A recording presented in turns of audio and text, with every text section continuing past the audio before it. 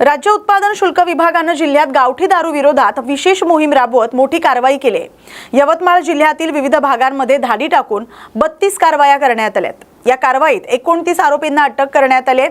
कारवाई दरम्यान 422 लिटर हातभट्टी दारू, 12,145 लिटर मोहसडवा तसंच 46 लिटर देशी दारू जप्त करण्यात आले। जप्त करण्यात आलेल्या मुद्देमालाची एकूण किंमत 3,30,000 रुपये असल्याची माहिती उत्पादन शुल्काने दिली आहे। जिल्ह्यात अवैध दारू निर्मिती आणि विक्रीवर आळा घालण्यासाठी ही मोहीम राबवण्यात आली आणि अशा प्रकारच्या कारवाया पुढील काळातही सुरू राहणार असं उत्पादन शुल्क विभागाने स्पष्ट केलंय। नमस्कार, मी नितेश शेंडे, अधीक्षक राज्य उत्पादन शुल्क यवतमाळ। राज्य उत्पादन शुल्क विभागामार्फत अवैध मद्य याच्या विरोधात सातत्याने कारवाई चालू असते।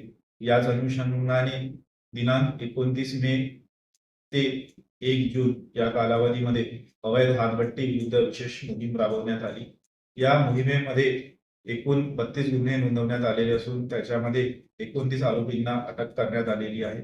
याच्यामध्ये 422 लिटर हातभट्टी दारू, 12,000 लिटर मोहसडवा, 46 लिटर देशी दारू असा एकूण 3,30,000 रुपयांचा मुद्देमाल जप्त करण्यात आलेला आहे।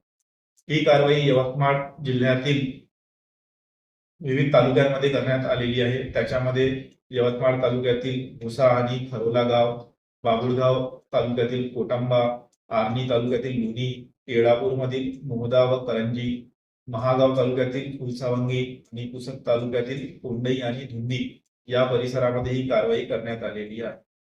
मी याद्वारे आपणास स्पष्ट करू इच्छितो की राज्य उत्पादन शुल्क विभागामार्फत ही कारवाई केवळ इतक्या पुरतीच मर्यादित न राहणार।